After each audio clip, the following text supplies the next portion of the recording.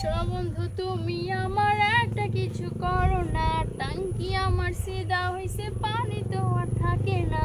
কিছু করো না, এটা কোনো রিল্যাক্সের কাতারে পড়ে? আমি তো মনে করি যে এটা কোনো রিল্যাক্সের কাতারই পড়ে না। আচ্ছা, পরবর্তী লাইনটা হচ্ছে ট্যাঙ্কি আমার ছিটা হয়েছে, পানি তো আর পড়ে না। সো এটা তো আমি কোনো ভালো লাইন মনে করি না, সো ভালো স্ক্রিপ্ট মনে করি না। এগুলো থেকে বিরত থাকা উচিত। আর একজন আর্টিস্ট, একজন প্লাস মডেলের এরকম ধরনের কোনো অশ্লীল রিলিক্স নিয়ে গান গাওয়া ঠিক না। সো সবাই যদি মডেল থেকে সিঙ্গার হয়ে যায়, তাহলে হচ্ছে সিঙ্গাররা তো তাহলে কি করবে? সিঙ্গার তো পথে বসবে, যে ওর যেরকম ধরনের অশ্লীল অশ্লীল গান। আপনি বলতেছেন অশ্লীলতা, জি, জি, কিন্তু তার অবশ্যই। স্বামীকে তো নিয়ে এই গান গাইতেছে। না, ওর স্বামী তো হচ্ছে ওই যে বললাম না যে পোস্ট হয়ে দিচ্ছে, ওই যে বিজনেস স্টার্ট করছে, যে হচ্ছে মানে আমি কালকে একটা ইন্টারভিউ দেখলাম তাদের স্বামী স্ত্রীর। তো তার স্বামী বলছে যে বউকে কাজে লাগালে দেখা গেছে দুইজনেই ইনকাম আসে। তো একজন বউকে ভালোবাসলে তো বউকে কেন বিজনেস স্টার্ট করবে যে ইনকাম করাতে? বউ তো বউ বউ হচ্ছে মানে পুতুলের মতো ঘরে তো সাজায় রাখার জিনিস। তো এখানে বউর বিজনেস করা ঠিক না, বউ দিয়ে বিজনেস করা। তো এইগুলো থেকে বিরত থাকা দরকার।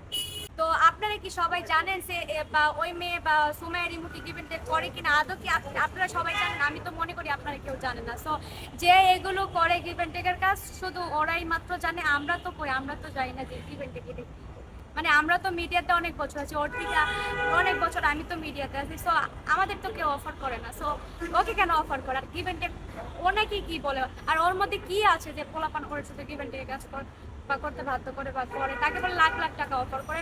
এই যে রিসেন্টলি শুনলাম যে তাকে 3 লাখ বলে টাকার একটা 3 অফার লাখ করছে। টাকা, হ্যাঁ, রাইট রাইট, তাকে বলা হচ্ছে 3 লাখ টাকার একটা অফার করছে। সো এক রাতের জন্য। এক রাতের জন্য। সো আমরা তো জানি না, যারা যারা বড় বড় বিগ বিগ আর্টিস্ট। সো আমি তো জানি না যে তাকে কেন মানুষের 2-3 লাখ টাকা কেন দিতে হয়। সো এটার আনসার পরবর্তী সময় রিমুকে বললেন দিতে। সো আমরা তো চাই না, আমাদের তো কেউ অফার করে না। বলে রিমুকে নিয়ে কি আপনাদের হিংসা হয়? না, আমাদের কেন হিংসা হবে? সো ও কাজ করো, দোয়া করি ভালো ভালো কাজ করো, দোয়া রাখি তারা স্বামী স্ত্রী ভালো ভালো কাজ করো।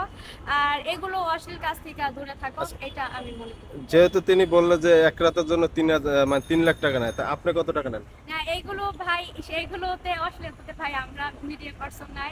তো কিছু কিছু মেম্বার, কিছু কিছু পার্সন আছে তাদের এইগুলা যায়, বাট আমাদের কোয়ালিটিতে এগুলা যায়। এবং আরো আরো একটা ভিডিওতে দেখলাম তিনি বললো যে মানে একসাথে সে 3-4 জন মানে ধরে রাখতে পারবে।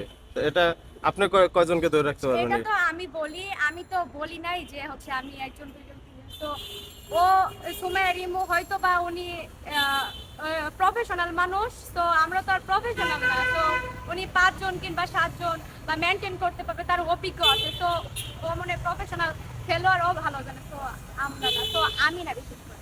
আচ্ছা, তার ভিতরে এমন কি আছে যে এক রাতে তাকে তাই কোনো কাজই করে না। সো ওকে কেন অফার দিবে?